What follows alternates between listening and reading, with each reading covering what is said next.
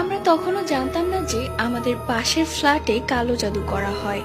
রাতের বেলা ঘুমালে টুকটাক শব্দ, সন্ধে হলেই আগরবাতির গন্ধ, আবার মাঝে মাঝে ধূপের গন্ধ। আমি ভেবেই পেতাম না যে এই গন্ধগুলো কোত্থেকে আসে। আমি তো প্রথমে ধরেই নিয়েছিলাম হয়তো বা আমাদের ফ্ল্যাটে খারাপ কিছু আছে, কিন্তু না।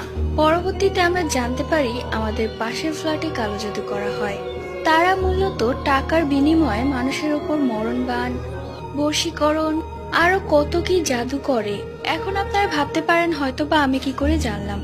সামান্য ময়লার বালতি নিয়ে সেই মহিলার সাথে আমার কিছু কথা কাটাকাটি হয়।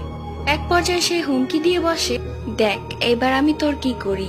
রাতের বেলা ঘুমিয়ে আছি, হঠাৎই আমি অনুভব করি আমার গলা কেউ চেপে ধরেছে। আমি শ্বাস নিতে পারছিলাম না। কোনো রকমে আয়তুল কুরসি পড়লাম, সাথে সাথে আমার গলা ছেড়ে দিল। উপরতলার মহিলার সাথে আমার ভাব তার থেকে